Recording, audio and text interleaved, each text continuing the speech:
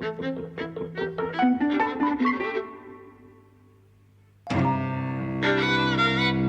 and welcome to Eavesdropping at the Movies. I'm Mike. And I'm Jose. And we've been to see In the Heights. Yes. You were excited about this one. I was excited at the prospect because I saw it in London. Okay. It wasn't in the West End. There was this theatre behind King's Cross, which I now can't remember. And it had such incredible energy. You know, it was wonderful to see live. Though I did remember thinking at the time that, you know, it would have been an even bigger hit if it had more memorable tunes. Yeah, there was something about the beats and so on. You were enjoying it as you listened, and certainly the dancing and, you know, and so on. It was like kind of exciting, but it wasn't a top musical. Yeah. I hadn't seen it before. I knew it was Lin-Manuel Miranda. Music and lyrics by Lin-Manuel Miranda. The musical's from 2005. And the book is by Quiara Alegría Hudes, if I'm pronouncing that correctly. She's Puerto Rican. In fact, they're both Puerto Rican. There's a big Puerto Rican influence in the film, but actually the main characters, the very central ones, are from the Dominican Republic. Yes. They live on this block in Upper Manhattan, Washington Heights, which is next to Harlem. And the block is Latino. There's a variety of people from a variety of Latino backgrounds and a few others. There are first generation, second generation people there, all kind of mixed together. Your main character runs a bodega, which in the UK we know as a corner shop or a convenience store. There's no cat, which I'm led to believe is very common in bodegas, but there you go. Bodega cat. It's a thing. And although the film begins with him, it spreads out to this cast of characters. It's a real ensemble piece. Everyone has an interesting story to tell. Yes. I suppose... I mean, there were lots of things I liked about it, although I was basically cynical throughout. Oh, I loved it. Which is not... I mean, it's not that fair, really, is it? But that can't help it. That's what I was. I kind of thought, what is this going to do that... Yeah, has this done anything that surprised me, I thought? And the answer was no. Oh, we see. I would disagree with that. Yeah. Well, go on. Well, I mean, there are other films about the immigrant experience. You know, there are other musicals. I mean, the obvious reference point, I think, is West Side Story. But I think this does things that the other films don't do, you know, which is it places all of these different experiences, some aspects of which are shared, you know, by all the community, in a political context, which is done very gently, but that is very much there. Yeah. DACA is mentioned, which was under Obama. This thing about allowing undocumented immigrants to stay in America, and that was a very controversial thing during his time there. I mean, you know, when you think of like some of the Brexit things, and like, so for example, my fears of, you know, being all of a sudden left without a job and a home, and, you know, but if you think of somebody who's actually practically born in the country, I mean, he says he arrived with diapers, right? And growing up there and everything, and then not being able to go to school, you know, because he lacks documentation. I mean, it brings it into a completely different perspective. And it is gently brought in, as you say, because actually the first inkling you get of that is when someone says to him, why do you think you're paid in cash for your work at the bodega? And then it's not addressed as to actually what it is.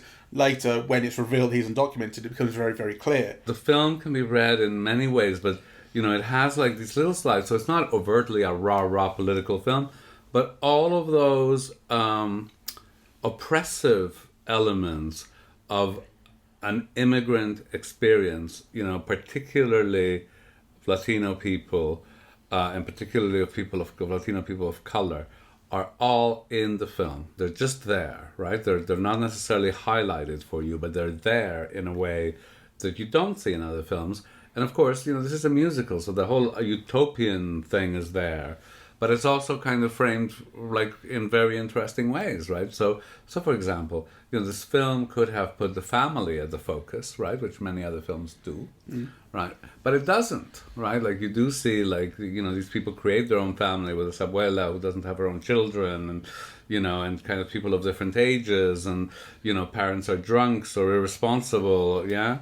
I mean, you know, Jimmy Smith is a good one, yeah, and he's lovely in the part, but, you know, you also see Mark Antony, who's also wonderful in that part of the drunken drug addict. He's clearly been in jail from his tattoos, and so, I mean, just, you know, it evokes a lot. So I think it's interesting that these things are there, I think it's interesting that they're there in a utopian musical. Let's say that spoilers will be coming up. Yes. I suppose when I say it didn't do anything that surprised me, I kind of expected it to be attempting to tell all these stories and represent all these different aspects of immigrant life, and particularly Latino life in New York. It's where the writers come from. It's very much of a place, and I suppose of a time as well. Well, there are certain things that you see as kind of stretching back to the experience of immigrants, no matter when. But there are some things that are more of recent relevance, I suppose. And that actually feels very unfair of me, right? Like, my basic expectation going in was it will be doing a load of stuff really well. So what's to praise about it? Do you know what I mean? So I appreciate that I'm not being very fair about that. Because actually those representations are interesting and well executed. And, I mean, there's a certain degree of use of stereotype in some of it. Like, I think particularly of the women who run the salon, you feel like I feel like they're a little bit thinly drawn. Well, I like them.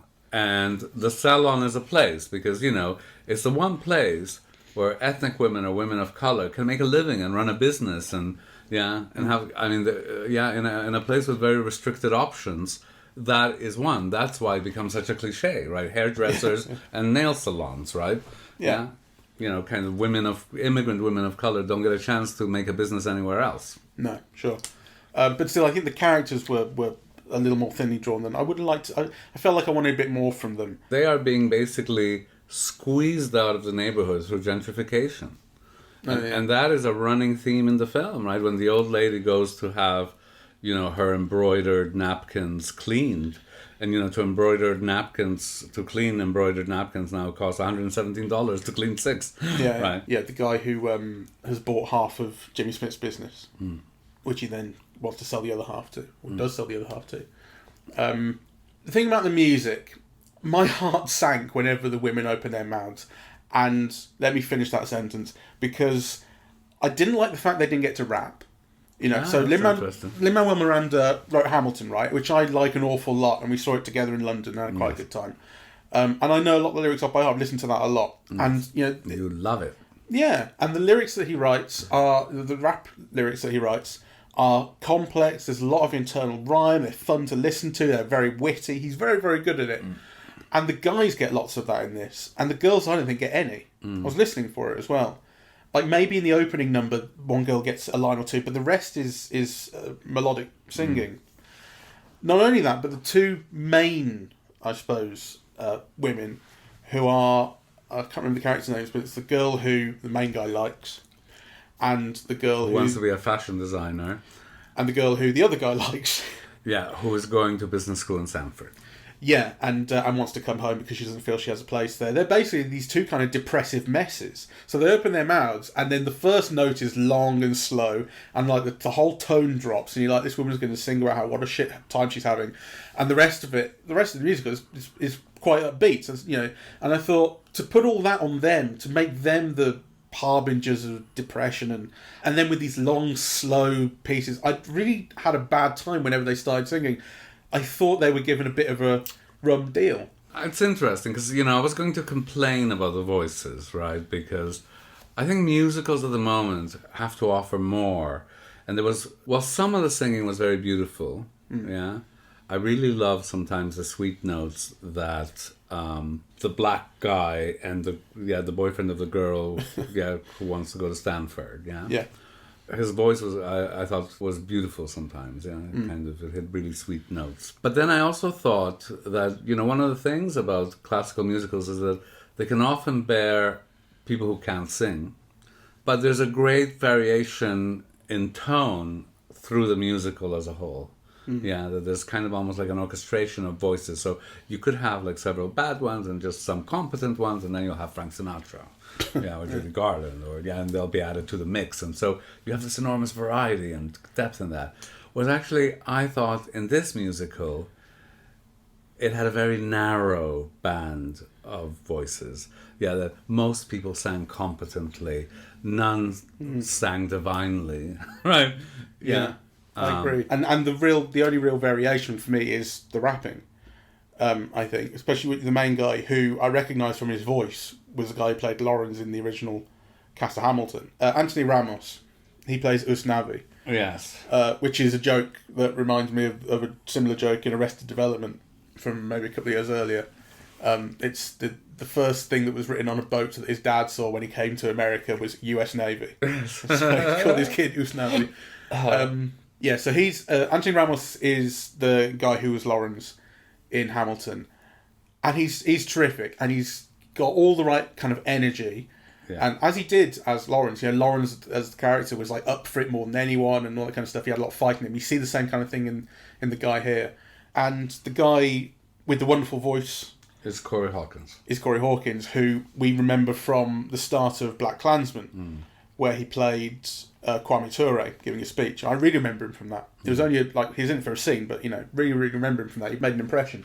The main two women are Leslie Grace plays Nina, who is Corey Hawkins' love interest, I think. Uh-huh. She's the girl having trouble at Stanford. Experiencing racism in Stanford, but also feeling guilty that her father is having to sell the family business, his whole life's work, in order for her to get a university education, which to me is also an implicit critique of America. I mean, this is a place where kind of, in order to get an education, you've got to sell your whole life. Yeah, I mean, implicit is, putting it fairly. I mean, it's obvious. It's right there. Well, I'm not sure that would be obvious to an American audience, which would take it for granted that if you don't have $60,000 a year extra, your kid doesn't go to, university. Well, I see what you mean, but I mean, community college. College tuition and loan debt is a problem in America, and it's a constant story. I mean, I hear about it over here. You know what I mean? Like, it's one of these stories that makes it across the Atlantic to here. As does the same thing with healthcare. It's just the same thing basically. These things that are made unbelievably expensive. Yes. By simply the American system. That's freedom, right? Yeah. Your freedom to pay huge amounts of money. I just saw the other day that Joe Biden has apparently forgiven $3 billion in student loans. Good. And then I saw that the student loan debt is $1.5 trillion. So drop in the bucket. Yeah. Let's move on to the film, because initially I was actually very disappointed by the look. I thought, because I was wearing contact lenses in the theater because, you have to wear the mask. And I thought, are my contact lenses off? Because, the first 10 minutes of the film seemed almost out of focus, right? Which, I eventually... I think they were. You think? Well, here's the thing. I came into cinema just after you because I was getting popcorn, and I saw a guy leaving the screen to go and talk to someone, so I thought, there's a problem with the screening. Yes. And that was the only thing I could see that was an obvious problem. That was the focus. And then the rest of the time I was thinking, maybe this is just what the film looks like. Films do sometimes look like this. They do look a little bit fuzzy sometimes the way they're projected. I was wondering that as well. And then he got to the end credits and the names were out of focus, and I thought, no, it's natural. They're not showing it properly. Yeah. I think the film was shown slightly fuzzy. The other thing though actually was, this is another problem with the women's voices actually, is sometimes I felt they got lost in the mix to the point where I couldn't understand the lyrics. I don't think I caught lyrics. When the productions of the songs get quite big and there are a lot of voices involved and a lot of instruments involved, I thought voices, not just the women's, the men's as well, when they were singing, were getting completely lost in it, which was a problem. I wanted to understand the lyrics. I didn't find that, though. What I did find was I wasn't sold on the choreography, right? Because I am one of those people, I just love watching dance. And actually, it brought back memories of, being at the cafe in the film school in Cuba. And, you have people from all over Latin America. And, I caught someone looking at me and I thought, he must think I'm a perv, right? Because, you're watching us, like these people dancing. Yeah. And it's just so amazing it's such a joy to watch, people who know dance, but in a very quotidian way. They're not dancers, right? They're they're just dancing on us. On an evening, but it's such a pleasure to watch.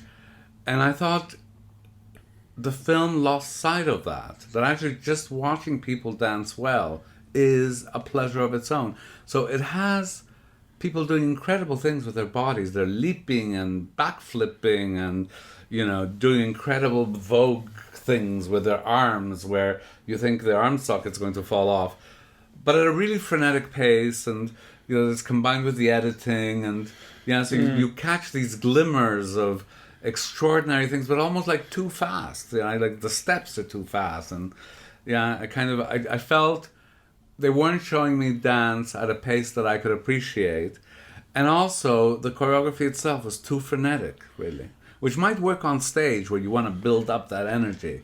But the thing is, on stage you have no editing. On stage you can see everything. The whole thing is done in one take, effectively. And here it's not. And I agree with you. I kind of felt that. I mean, I did think, this is going to be something Jose brings up. We bring this up a lot.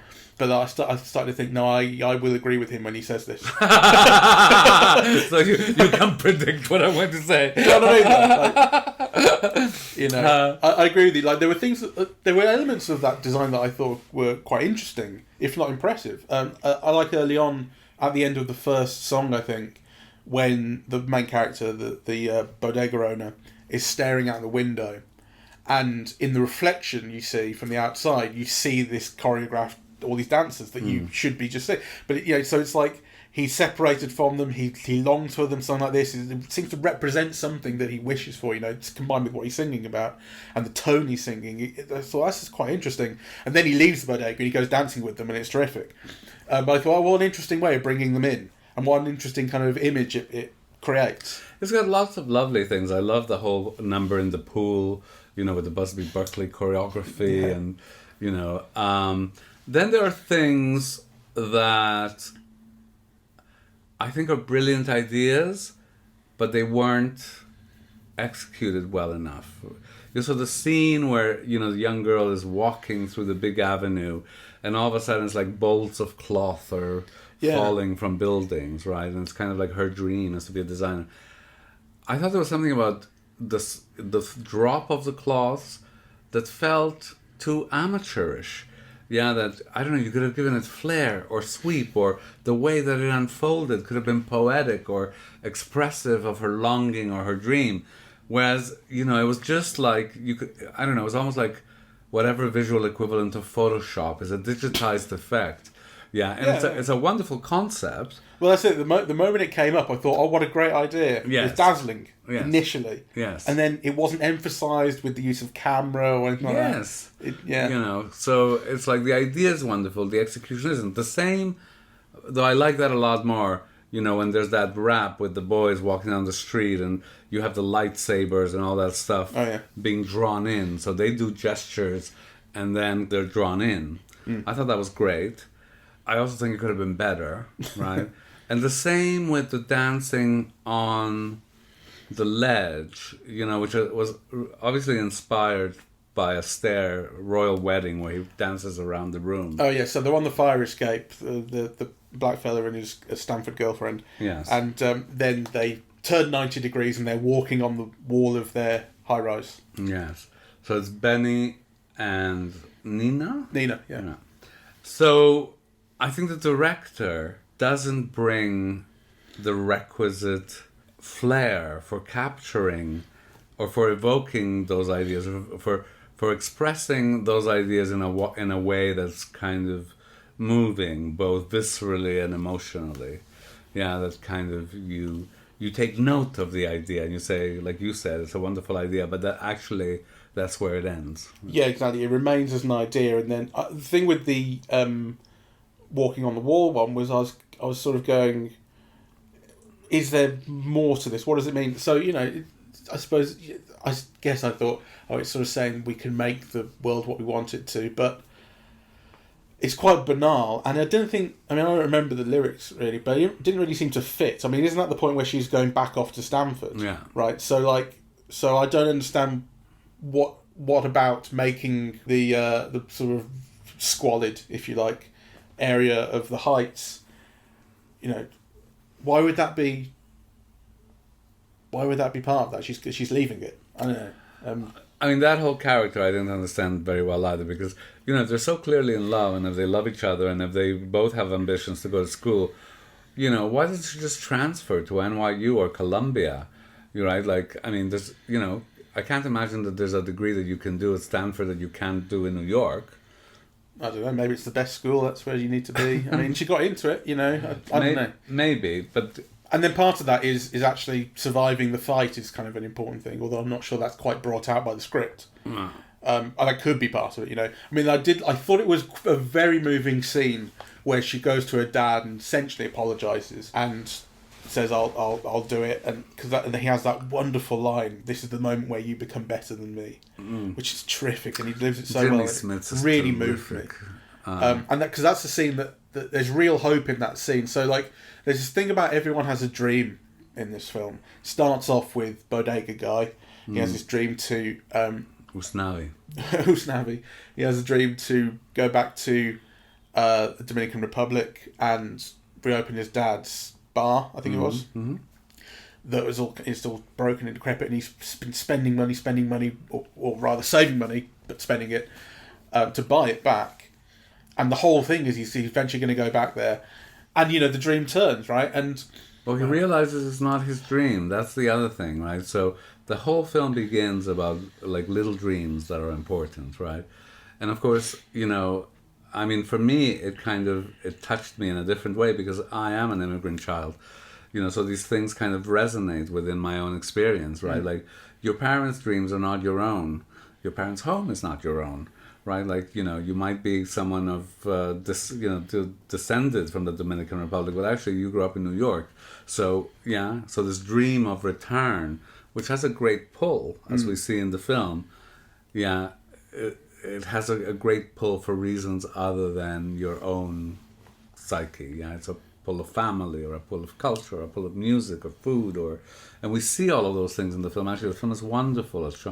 I mean, the great care that is taken with the presentation of dishes, in that you know, you have a party and they go to great trouble to show you the dishes, right? Because that is evocative of food and home and the motherland, or whatever you want to call it, the place of origin.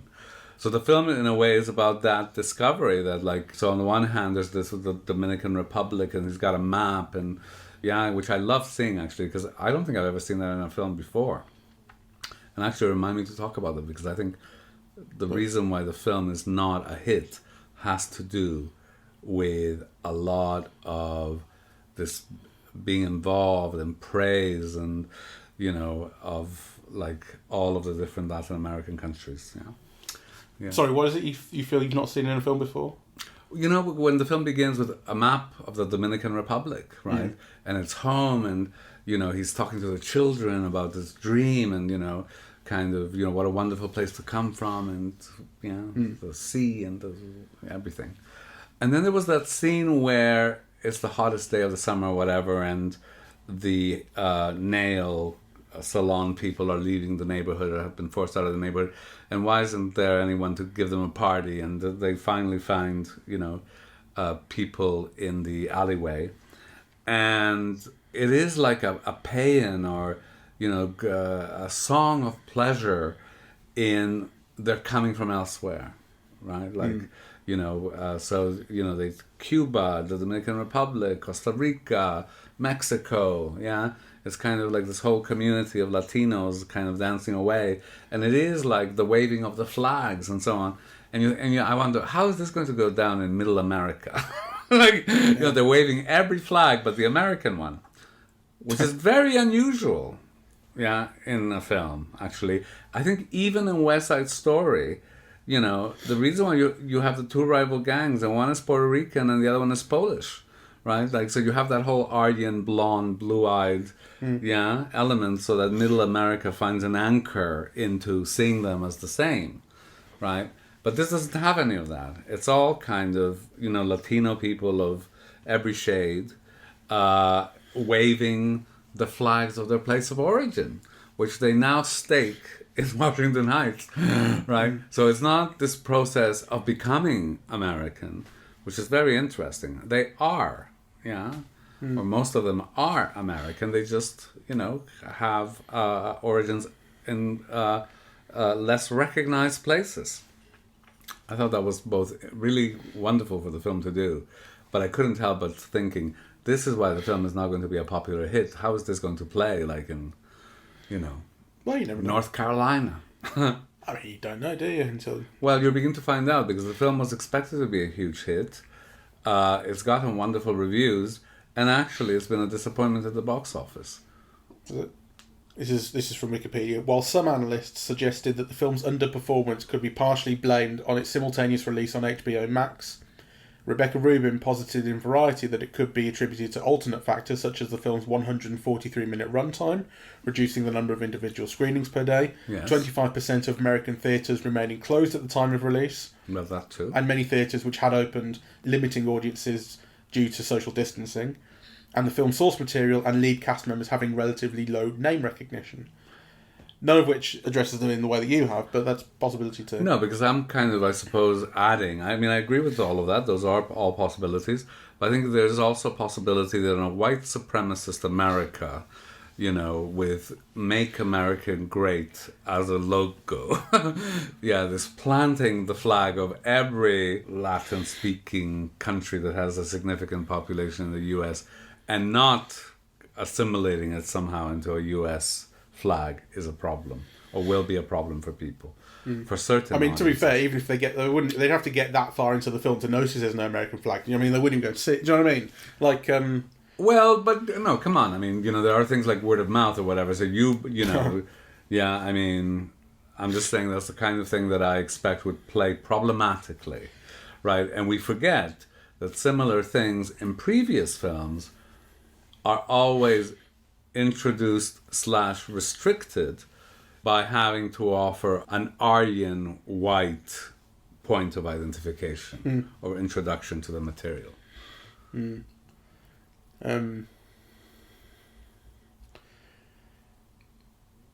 I expected more singing on fire escapes. There's quite a lot. There was quite a lot, and I expected even more.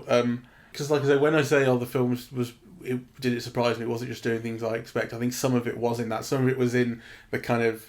There's something about films about New York that are like just so fucking convinced that New York is great. Yeah. Right? And this film has that, right? Like, it's great. We make a great life for ourselves, and no matter what white supremacist America is, we sing and we dance and we have bodegas and we all this, that and the other. We sing in the salon. We have a great time. And I kind of imagine, like, what if you made the same film? What if you tried to make In the Heights about a corner shop run by an Asian family in, like Bawdsley? You'd be going, like, basically the film would be going, no, Birmingham's a shithole. This life is shit. Do you know what I mean? And actually that is also a problem in the film, right? You know, so in West Side Story, you have Rita Moreno singing that song, I Want to Live in America, yeah, which is, like a critique as well, right? You know, and the film has none of that, really. And it certainly has no sense of danger. Now, visually from what I could tell, it wasn't just set in Washington Heights. Like, you see the projects, right? Like, those buildings are the projects. And there's no sense of danger of... Yeah, no, the store gets robbed once. And just chase by the guy someone down. who's a client who steals an apple. They just chase the guy down the street and it's a joke. Yeah, exactly. The closest that the film intimates is the Mark Antony character, the father. Yeah, that was a bit of a wild card moment. That was a wild card moment because I also feel slightly cheated because, Mark Antony is actually wonderful in it. He's only there for like about a minute, but I think he's wonderful, really surprising. But I want Mark Antony to sing in a musical, right? Like, he's one of the great voices and one of the great figures of, Latin salsa and pop, and to have him in a musical and not to have him, fucking Lin-Manuel Miranda gets to sing, he of like very little voice. And you have Mark Antony and you don't get him to sing? I mean... Mind you, I'm glad that Lin-Manuel Miranda was in it for as little as he was, because the thing is, I do like Hamilton. I think it's very well written. I think it's an incredible concept for a musical. Like, who thought that a musical based on the guy who invented the US Treasury would be interesting? But there's something about the guy. Yeah. Like, he has... there's an ego to him, or just he's a little bit annoying. He's a charming and charismatic figure, I find, in talk shows. But I don't like watching him perform on film. You know, he wasn't great in Mary Poppins 2. No. Where he was playing the Dick Van Dyke role, basically. Yeah. But he does restrict himself, because I think he was in the original cast. He was the main guy. He was Usnavi back in 2005 when this began off Broadway, or off Broadway. And he played it for a while. And now, obviously, he's too old to do that. So he's this guy selling frozen flavoured ice. Why is he there at all, you ham? Give some young kid a chance to play that role. I know, but it's the cameo thing, isn't it? But I like the fact he is in it so little, because actually it means I can concentrate on the musical and, well, have a better time there at all. Have a better time than I would otherwise. Well, so since you bring up your experience, I am interested in what your experience is, because you grew up in Montreal as an immigrant kid. Yes. So, which Montreal is not a million miles from New York. No, it's in fact very close. Yeah, exactly. So I want to know kind of what rings true and what doesn't necessarily about the film. Well, many things ring true. I mean, kind of there was a community for sure. The way that they describe, right? Like, both parents work and you're there to work and to save money, right? So kind of there's very little spent, and one relies on community. And it was also really multicultural. There were Italians and Portuguese and Brazilians and and Germans, in fact, and it was also the same way that in this film, they're one generation away from the from the Irish in the film. We were one generation away from the Jewish community, right? Like, you still had all the shops that were Jewish, right? Kind of, the smoked meat restaurants and the clothing shops and the middling supermarket, which was the local supermarket. Those were all Jewish shops, right? So the neighbors that had made that community had moved to the suburbs or to a better neighborhood, but their businesses continued where they had made them, obviously, right? And that was also in the process of being gentrified, right? Like, I remember, I lived in that same neighborhood, as an immigrant kid, and then also as a student, because by the time I became a student, the students were all kind of moving into that neighborhood, right? So all of those things resonate. The generational conflict, right? The kind of, I suppose, parents wanting to live their dream through you, and kind of the struggle over what you want and what they want. I mean, also, to be fair, I grew up in one of the roughest neighborhoods, and we never felt that sense of danger either. Okay. Certainly as children, right? It did feel. I mean, I suppose we didn't know any better. Kind of. It was such a community feeling around it that you felt. You just didn't think of it really, but also you didn't venture more than a couple of blocks from your neighborhood, right? Then there was you did feel the danger, yeah? Yeah, very much in this where we get the sense that the people from this block, this is where they stay. Yeah. Yeah. The thing about going to school and, the wonder of it. I mean, I think my dad went to work when he was 7. He went to herd sheep, so I think, he got, like, no education at all, practically, right? So this thing about, like, the significance of that was a shared thing. And this kind of, I think the immigrant experience is a weird experience because there's almost like an exile of the mind and, a dream world that goes with it because, you leave the old country behind and, your parents have a longing for it, which they might transmit to a degree, but your existence is completely different, and their experience is one that is blunted by their own knowledge, right?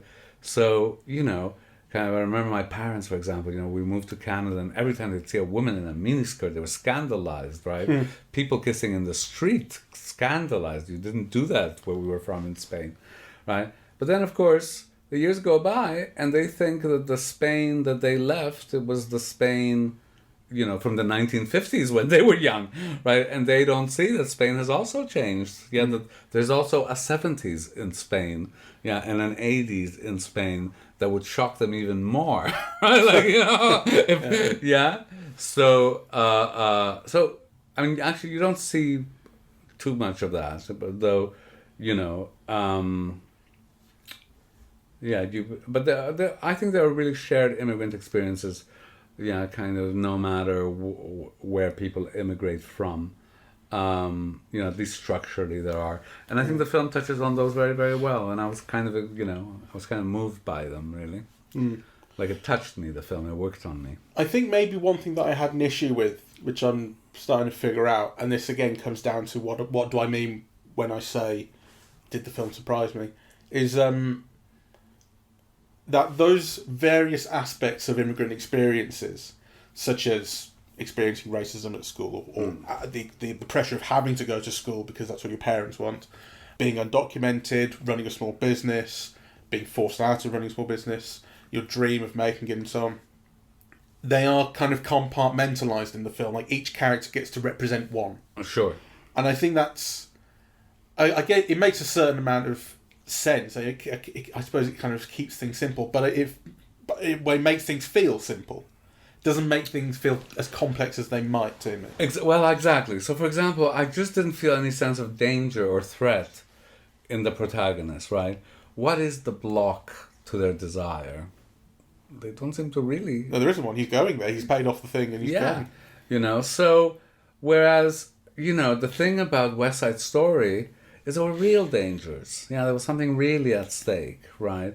Kind of they left the old country because there was no food. They were hungry, right? And then there's knife fights and, trouble in high school of the different ethnic groups, right? That, there's a sense in which kind of there are dangers and there are fears and there are things to overcome. I think in this film, there doesn't seem to be... I think it's interesting, actually, that becoming comfortable is kind of seen as a danger, actually. Like the idea that actually things are right. Because a lot of these people, it's set in the present day, right? So a lot of these people are second-generation immigrants. Their parents are immigrants, but they've grown up in the US, or they came to the US at a very, very young age. So they've effectively grown up in the US since they were 5 or 6 years old. And, there's that thing about the heat, right? Which I think the heat is... They do an abysmal job of actually communicating the heat. If you think about Do the Right Thing, right? Yeah. That's how you show how it gets hot in New York. Yeah. That's kind of how you communicate that feeling. But okay, never mind that. You accept the fact it's getting extremely hot this summer. And then there's that scene where everyone's sat outside. It's when the salon ladies are gearing up to leave and there's no one there. And they're all sat outside in this courtyard just lazing about. And she effectively says, like, I've never seen Latin people succumb to heat before. That's not what we do. And there is this kind of implicit thing in there about you've got comfortable being in America. There's a certain feeling to that like... Yeah, I can see that. I mean, I don't know. So I love the film. I really loved watching it. I could see myself watching it again. But I also think it's not really quite good. Even though, the reviews have been fantastic. I think it doesn't have enough grit, enough cynicism, enough nous. I mean, the whole thing about, about being in a big city, and being in a poor neighborhood in a city is like you have to be smart about surviving it, right? Like, you've got to be kind of sharp, right? And kind of be aware of what's happening around you and be able to respond to things quickly and so on. And there's something like To Valley Girl or something about this film. It doesn't have that New York energy and wit and, of people who have to scramble a living where there isn't one, right? So you have to, like Jimmy Smith saying, oh, well, I learned how to shine shoes and with the first nickel I got, I bought the shoe polish. Well, the film doesn't have a feeling, of that energy and wit and intelligence that you have to survive a place like that. Yeah, you don't get that feeling of people having to scramble, and considering the fact they're mostly out all day dancing, you think they would have no money. And actually a lot of that it comes through dialogue. You have the thing with Jimmy Smith, as he just said, and there's also a thing with Abuela, who talks about her mum buying the velvet gloves because her hands were ruined from... and you have to maintain your dignity. Exactly, right, and which is why the napkins are so important to her. Like, you have these beautiful things, and again, it's an interesting idea, and it's expressed well in a line of dialogue, but it's not really expressed in the film. Yeah. You know who I'm thinking of when I think of like this New York energy? I think of James Cagney. Right, the way he is on film, that kind of smartness, and energy, and like, the speed, kind of hyperactivity. Yeah, it's like, it could just, but he's always got a joke, and he's always got an angle, and he's willing to use his fist. Yeah, that kind of combination, really. Yeah, that you see in New York films in general. This is lacking in this film. Now, it might be because it's a different period and a different generation, but actually it's kind of describing the same milieu. It's like, people are pussies these days. The main guy, who is a very likeable character, there's that scene where he goes clubbing and he's on this date with the girl who he obviously likes. And it's an odd scene because he basically... Well, she says, you abandoned me, right? You let me go off dancing with all these other guys. And then you get the feeling like he really couldn't take any of them in a fight, even though he says he couldn't. I mean, it's an obvious joke. And actually, a lot of it, in that scene, I'm going, what's the attraction to this guy for her? Well, because he's a hard worker and he's cute and he's good to his family. I see the attraction instantly. He spends the entire scene proving that he's a bit of a waste of time in a club. He doesn't know how to go about doing those things because he's too... good. I liked him, and actually I thought it was a very difficult role to play. Let me tell you, right? Because it's it's the lead role, but I think it's also a nothing of a role. Yeah.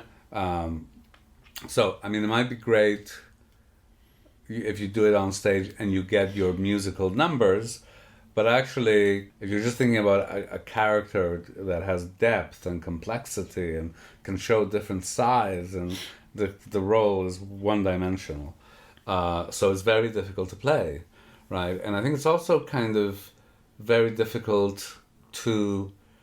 This is going to sound wrong, but I was going to say to not make him look gay, to make him convincingly heterosexual, in this part, and I think he carries that off.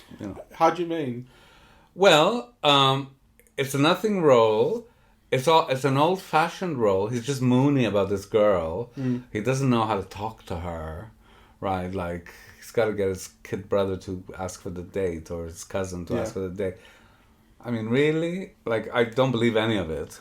I didn't feel chemistry between him and the girl at all, really. And the whole kind of longing, it's there on paper, but I didn't really feel that either. No, I did kind of feel it. I did feel it from him.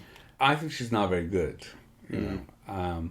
I mean, I think she moves very well, and she's very beautiful, I think. And she's wonderful in the dancing bits, but she's not wonderful in the acting bits. But I think he is wonderful, and he's very charismatic, you know, and he pulls off this part, which I think, you know, is the lead in a big-budget musical, but it's a nothing of a part. Yeah, it is a disappointing role. Essentially, the narrator and someone who pines over a girl. There's not a lot going on in that role. But that's why I say it is one of many protagonists. It is a real ensemble piece, and actually, what's central about his role is that he tells the story for everyone. He narrates it. Yeah, but he's also the central love interest. I mean, the central male protagonist. Yeah, no, he is. But it's a little bit more kind of spread out than that. Sure, it's got other things, right? It's got the nail salon owner gets a number. The abuela gets a number. You know, there are many ensemble numbers, right? So I know what you mean. Though he is the main role, and he is the main character. Thinking about abuela, I didn't know whether to be annoyed or not when they killed her off. Right, so it's on the blackout, first night of the blackout, and you subsequently find out due to the heat, and she's not been taking her medication. She passes away as she goes to bed, and you know the moment she lies down, I'm thinking, oh, they're going to kill her. Which, you know, it's not been like obvious that it's coming, but then the moment happens to think, oh, they're not going to kill her, are they? Because, well, for one thing, she's extremely likeable as a character, but another, it feels like such an obvious thing to do to generate some sympathy or something. Yes, it's a wonderful actress, and she gets a beautiful number, I think.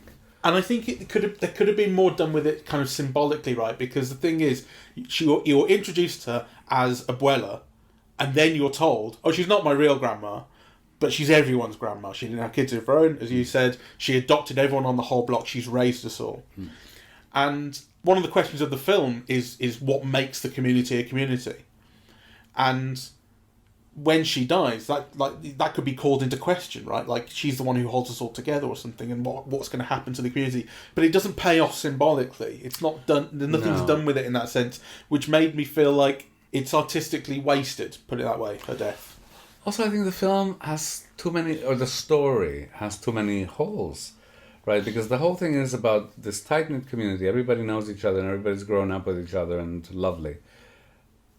But gentrification is pushing them all out, right? So kind of, the neighborhood's too expensive for these poor people to live in now, right? So some of them are thinking of going back to the Dominican Republic, and some of them are thinking of moving to the Bronx, where they set up the same businesses, right? And then the end of the film is basically you stay in where you were in Washington Heights. It doesn't make sense, right? You're being pushed out. All your clients are being pushed out, right? Yeah, like those pressures kind of cease to exist when you just decide that they're not there anymore. Exactly, right? It's like when Wile E. Coyote just chasing Roadrunner, and then he goes off the end of the cliff, and the only time that he falls is when he looks down. Like, they're just not looking down. So, anyway, we've been making a lot of criticisms on it, and the fact is that I still love it. Yeah. So, I was kind of tapping my head, and I was really engaged with it. There were a couple of moments that really touched me. There were a couple of flourishes that I really appreciated, So they have this little montage of significant Latin figures. They show Rita Moreno and Celia Cruz and, Frida Kahlo. And Frida Kahlo. She's the one I recognised. And then they add in Sonia Sotomayor at the end. Yeah. Which was a really nice touch. It's clearly an addition, And you see, these are the things where I think they're wonderful ideas, and I was very happy to see them. But they don't quite cohere. Because my question is, what is Frida Kahlo doing there? I mean, to my knowledge, she wasn't an immigrant in the U.S. I mean, she's a Mexican artist, married to a great Mexican artist who lived most of her life in Mexico. Like, what's she doing with Celia Cruz? The revolution in Cuba forced her into exile in New York, and then she lived the next 40 years of her life in New York. She's an immigrant. Yeah, kind of Rita Moreno was Puerto Rican, and, she made a big impact in movies and television and Broadway. I get it, right? But how does Frida Kahlo come into that picture? I think it might take seeing that scene again to actually figure out, because it doesn't just come up. He has something to say, which then brings up these, 7 key Latina figures, right? But I wonder, is it to do with their being immigrants, or is it there to do with just being the kind of Latina heroines? Well, I don't know. I mean, it starts off with women who are heroines because they are Latina Americans, Right. So, whereas, Kahlo is Mexican, I think it has more to do with, say, okay, well, we've chosen one person from Puerto Rico, one person, from the Dominican Republic, and now we need a Mexican. Well, I think we've chosen one person that I will recognise. And then the rest will be recognised by Latinos. Yeah, because, Chita Rivera, Rita Moreno, Celia Cruz, and then Frida Kahlo? Yeah, Eva Perón. Yeah, exactly. Why not? Yeah, Giselle Bundchen. Yeah, exactly. So there's something about the film that is just not good enough, And so I think I have to ask myself, then why did you enjoy it so much, really? Because I did, And I think there was something about the rhythms of the music. I love the color palette, which is really colorful, but in a very pastel-y way. Yeah. Even though the music wasn't great, I love the Latin rhythms. I love the rap. I love the attempts I love the film's inventiveness. It is inventive. It's just not poetic with its inventiveness. Yeah, maybe I'm asking too much of it, So I liked it very much. Do you think it's pandering to your Latino-ness? Well, I'm not asking that seriously. The thing is, isn't it wonderful to see these lives represented, and there should be no question of having to invite white characters to, kind of comment on all. I think it's marvelous that the film does that.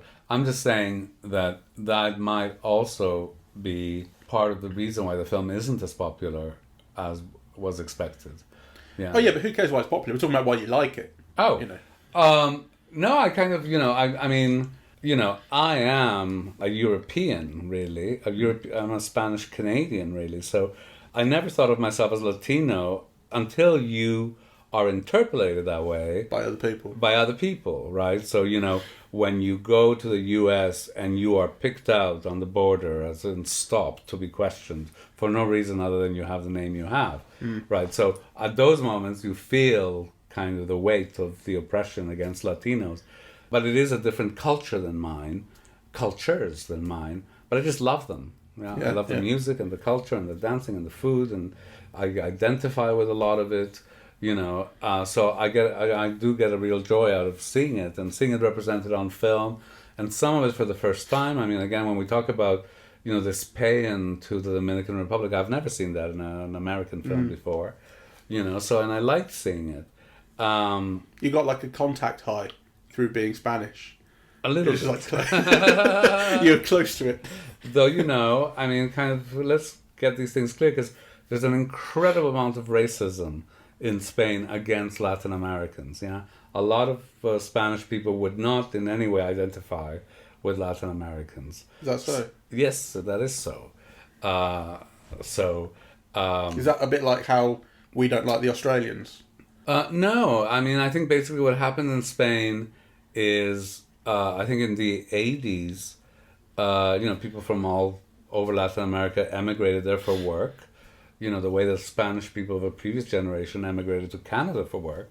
But it resulted in a lot of discrimination. And people see, I mean, there is also visible differences, kind of people speak differently and they behave differently and they sometimes look differently, so it kind of gives a racist culture a real target. Yeah. Yeah. That does sound like why we don't like the Australians. Anyway, I liked it very much. I liked it quite a bit as well. Maybe more than I expected. But I did feel like I was kind of watching a distance throughout most of it. That's just who I am. Doesn't matter, that's the way it goes. I think there is something about the film. I don't think it's just you. So I think the film is appealing to me for reasons that have to do with me more than they have to do with the film's own achievements. But there's still a lot in it to enjoy. Yes, I still loved it. So I would recommend that you see it. And actually it was very nice to be in the cinema and to have other people around us for a change. I mean, there's been a few times where we've either been alone or there's been maybe a couple of other people. Yeah, so on previous podcasts recently, we did Spiral and Cruella. And, I referred to us talking to each other in the cinema, and I want you to know that we were alone. Yes. We do have etiquette, and we didn't do it in this film. In Cruella, we really were properly alone. I think in Spiral, there was someone sat about 25 seats away from us. This wasn't crowded by any means, but, there must have been a good, 20 people or something. So a more reasonable audience for an early showing on a Sunday, which is when we saw it. So I was very glad to see people back at the movies and, to see this particular movie, and I thoroughly enjoyed it. Yeah. Okay, thank you very much for listening. We are eavesdropping at the movies, and we are on Apple Podcasts, Google Podcasts, Spotify, SoundCloud, and YouTube. On social media, we're on Facebook and Twitter. And the website with 301 podcasts now. Not only the podcast, but the best British podcast on film, as voted by Film Stories. Is eavesdroppingatthemovies.com. Thank you very much for listening. Bye-bye.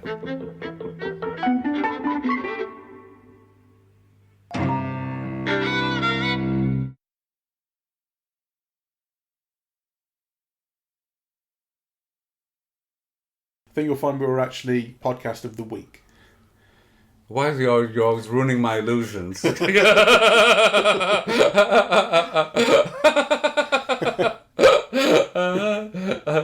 You're puncturing my dream. Yeah, your escuelo, whatever the word was. Anyway. What's the word? What's the name of his bar in the thing? Did he name it his dream? Yeah, sueño is dream. Sueñecito. Small little dream. Right, is that what it was? Yeah. There you go. I kill your esfuercito. Yes. You stomp on it. You dance a tarantella on my dream.